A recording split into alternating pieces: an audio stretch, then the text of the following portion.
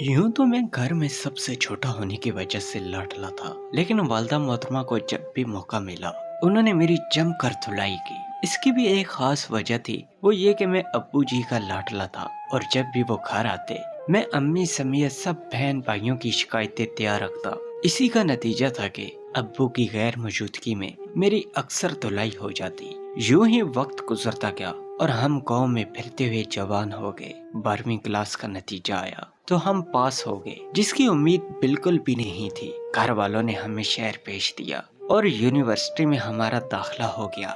दाखिला होते ही हमारे सोए हुए अरमान जाग उठे और जवानी ने अपना रंग दिखाना शुरू कर दिया।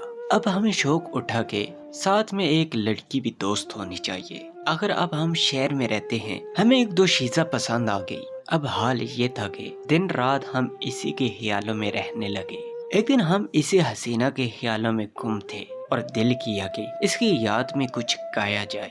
अभी हमने पहला सुर उठाया ही था तो साथ वाले हॉस्टल से कुछ लड़के आ गए। पूछने पर पता चला कि वो समझे कि यहाँ कोई फौत हो गया है और हम तज़ियत करने आए हैं। अब हम इन्हें क्या समझाते।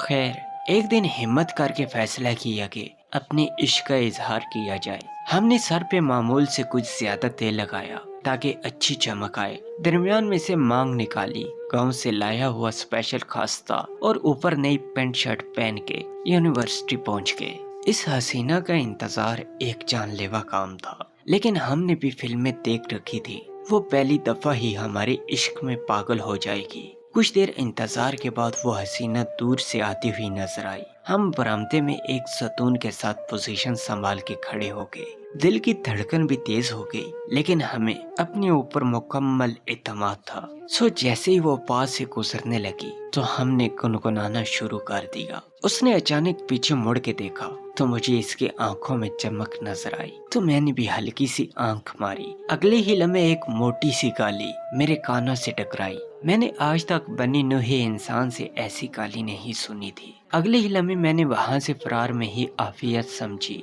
इस नाकामी ने मुझे बहुत कुछ सिखाया, लेकिन मैं भी गाँव से आया था। हार मानना मेरी फितरत के खिलाफ था। अब मैंने तरीका बदलने का फैसला किया। कुछ दिन बाद मैं फिर अपनी पोजीशन पर पहुंच गया और हसीना का इंतजार करने लगा।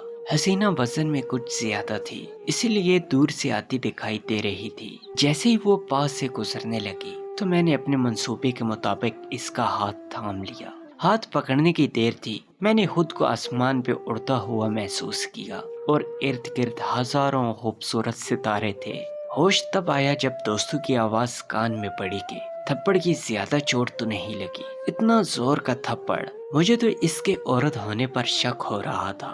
खैर, इसके बाद मैंने मजीद रसवा होने से तौबा कर ली और अपनी फूफो की बेटी को हाँ कर दी, जिसका रिश्ता पहले से मेरे लिए आया हुआ था।